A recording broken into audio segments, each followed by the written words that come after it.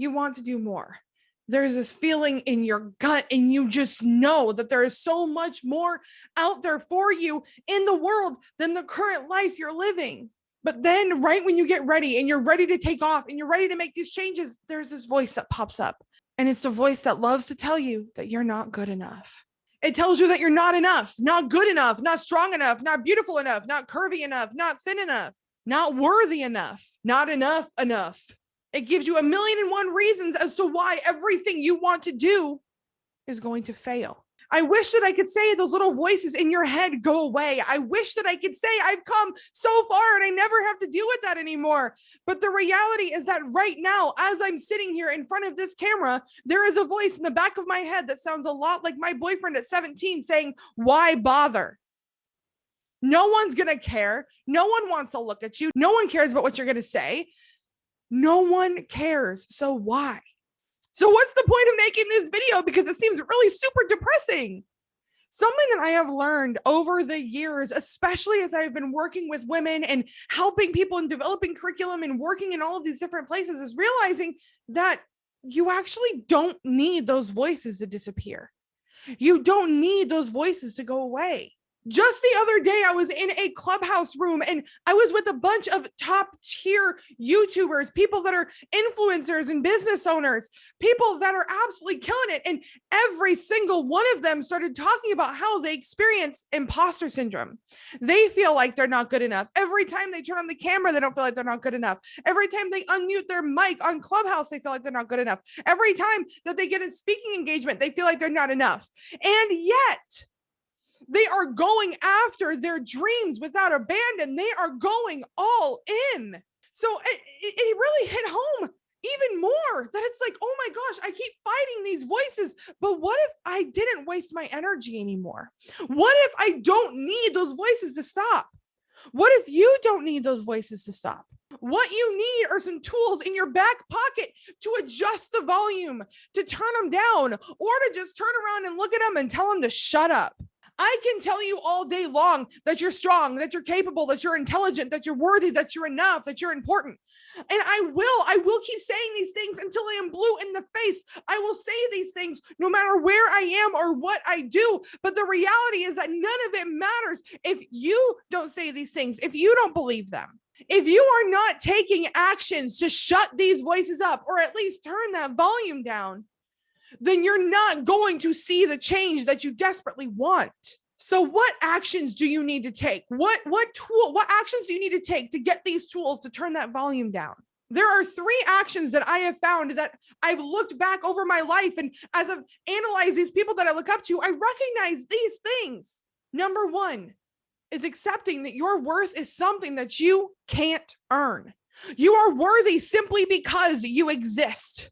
And I understand that you don't believe me, but check this out. The fact that you are here is a miracle in and of itself.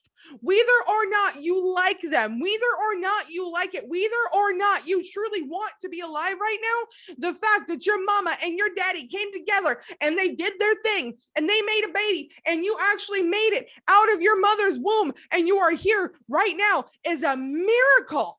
I myself remember looking back at age 17, not being able to visualize my life past 21 because I didn't think that I would be here. And I tried several times to make me not be here.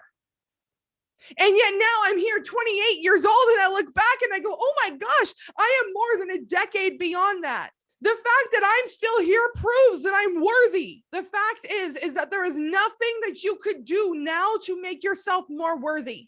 There is nothing you could have done in the past, present, or future to make yourself less worthy.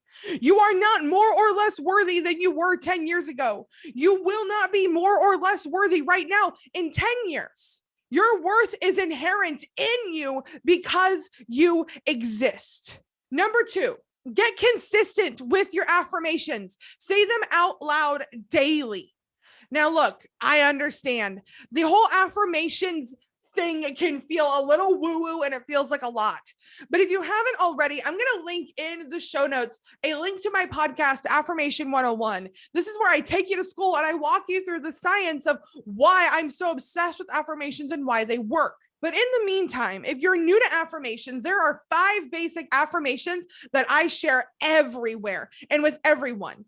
Every time, every morning when we wake up, my son and I say them, and every night before bed, because they are that powerful. Write them down if needed, say them consistently, put them on sticky notes, put them everywhere. Yo, my car used to be covered in sticky notes. I'd have one on my steering wheel. I'd have one on my mirror when I get in the car so I'd see it before I drove away. This stuff works. I am strong. I am capable. I am intelligent. I am worthy. I am enough. And if you're wanting a more solid reminder, something that you can take with you every day, go to karleighlynn.com/shop and you can grab my affirmation hoodie. It has the first 4 affirmations that I listed right there on a hoodie, on a crew neck, on a t-shirt. You can even get it on a coffee mug. Action number 3, do things that make you feel good. Do things that you enjoy for the sake of enjoying them, not just for productivity. If you're someone like me where you genuinely enjoy what you do, that's totally fine. But make sure you have hobbies outside of your work. Play on the Xbox just because. Pull out some Play-Doh and just play. Read that book that you read as a kid, read it again and again. Whatever it is that you truly enjoy doing, I don't care if you're good at it. I don't care if you're terrible at it. If you enjoy doing it, do it, and do it a lot. How do any of these things help you combat those voices? When you start doing things that you enjoy, your brain's going to come up with 10,000 reasons why you're wasting your time, and you should be using that time more wisely. But one of the best things that you can do for your brain is provide it with play therapy by playing. This is connecting with your inner child. I know it sounds woo, but bear with me. And letting yourself just have fun. As adults, we have lost this concept of play. But you know how our brains are formed in childhood? Through play. We check out kids' milestones through the way that they play, through their creativity, through their imagination. We've got to get that creativity and imagination back in us as grown adults. Because when we do these things, when we fight back, when those voices say that we're wasting our time and we're playing anyway, we're rewiring our brain and saying, oh, hey, I guess we're allowed to do things that we enjoy. I guess it doesn't matter if we're good enough. I guess it doesn't matter that we suck at it. I guess it doesn't matter that my brain doesn't like it. What matters is that I'm enjoying it and I'm having fun. When you begin to take all of these things and apply them together, you are helping your brain create a defense system where it can't shut those voices up completely, but it can turn down the volume. But here's the thing here.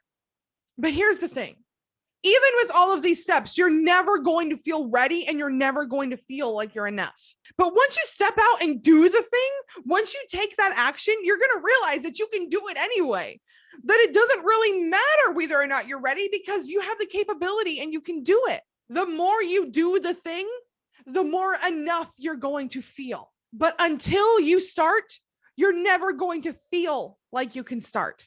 And I know that feels backwards. And I know that that's kind of a catch-22 because it's like, well, I don't want to start because I don't feel ready, but I can't feel ready until I start. What is this nonsense? As much as people like to think of our brains as logic machine, a lot of things like emotions and feelings and humanness come up. Just because it's illogical doesn't mean that it's not coming from our brain. We have to just take a step and start small. If this really scares you, start small. Do something that you enjoy that doesn't have a lot of risk. Maybe you want to get into baking, but you're terrified of baking. So start by going to the store and getting those cookies that are already pre-packaged or whatever, and break them off and put them in, and then put them in the oven and start there. And then maybe what you can do, then you can get just a tub of dough. So you can scoop out the dough and then eat some dough in between, right? And don't get salmonella, kids. I didn't say that for health reasons, but I mean, I did. And then eventually you can start doing the pre-made mixes, and then you can do it from scratch. I know this sounds silly, and I know that I'm making it an oversimplification, but this is true. Take baby steps. Every step you take, no matter how big or small, matters and is so important. It makes a massive difference, especially when it comes to those voices. Whether or not you believe that you can doesn't matter. It's that you're stepping out and doing the thing anyway. And for all those people that are going, but Karleigh, what if I do fail? What if I do burn the cookies? What if I get the ones that are prepackaged and I burn my house down? One, I get it.